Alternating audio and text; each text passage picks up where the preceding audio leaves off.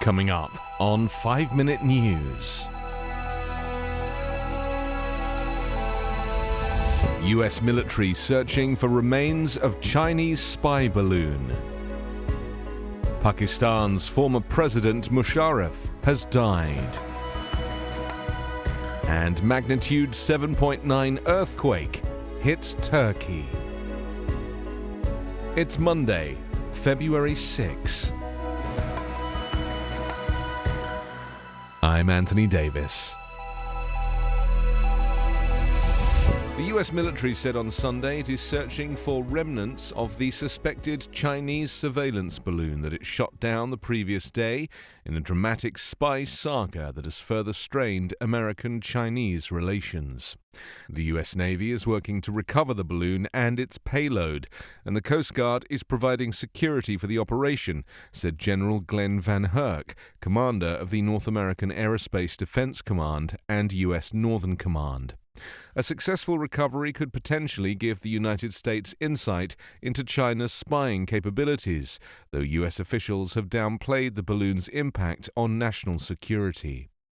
A U.S. Air Force fighter jet on Saturday shot down the balloon off the coast of South Carolina, a week after it first entered U.S. airspace near Alaska. China protested the response as an obvious overreaction, but analysts said that any countermove by Beijing will likely be finely calibrated to keep from worsening ties. Republican lawmakers on Sunday attempted to blame President Joe Biden for waiting days to shoot down the balloon as it floated over the U.S. Former President Donald Trump and his former National Intelligence Director John Radcliffe denied Defense Secretary Lloyd Austin's assessment that similar balloons had transited the United States during Trump's presidency. But Republican Representative Michael Waltz backed up Austin, telling the Washington Post that the Pentagon had notified Congress that Chinese balloons were spotted over the U.S. several times during Trump's tenure. He said balloons had been spotted near Texas and twice near Florida, as well as previously known sightings near Hawaii and Guam. Joe Biden had instructed the military to shoot the balloon down on Wednesday, but for safety, the Department of Defense agreed to shoot down the balloon only when it had passed over the United States, protecting civilians from debris crashing to Earth. Pakistan's former president Pervez Musharraf, a key U.S. ally in the campaign against al-Qaeda following the militant group's September the 11th, 2001 attacks, died in Dubai on Sunday after a prolonged illness. He was 79. Musharraf, a former four-star general who seized power after a 1999 military coup, died in hospital in Dubai, where he was living in self-imposed exile since 2016. His body will be flown to Pakistan for burial today. Musharraf was credited with attracting foreign investment to Pakistan, which saw the strongest economic growth in nearly 30 years during his rule, and he enjoyed the support of the military and Pakistanis who backed his crackdown against militant groups. But his decade-long rule was also marred by a heavy-handed approach to dissent, which included arresting rivals such as current Prime Minister Sharif and the imposing of an almost 6-week-long state of emergency in which he suspended the constitution and censored the media.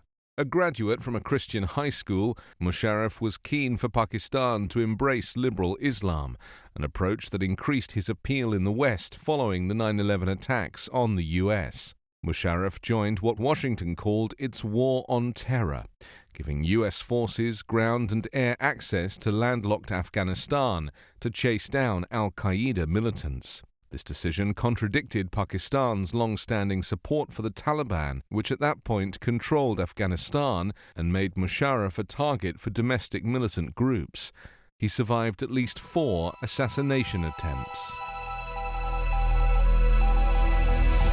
A strong earthquake of magnitude 7.9 struck southern Turkey early on Monday and was felt in Cyprus, Lebanon, and Syria, collapsing buildings and sending residents into the snowy streets. The German Research Center for Geosciences said the quake struck at a depth of 6 miles, while the EMSC monitoring service said the chance of a tsunami risk was still being evaluated. The tremor lasted around a minute and shattered windows, according to a witness 218 miles to the east. Local broadcasters showed images of people gathered round wrecked buildings, searching for survivors.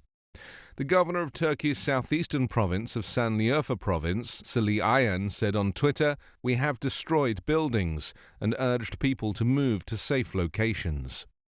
Turkey's Disaster and Emergency Management Authority put the magnitude of the quake at 7.4 near the larger city of Gaziantep, close to the Syrian border. Syrian state media said a large number of buildings collapsed in the province of Aleppo, while a source in the Hamas civil service said several buildings collapsed there.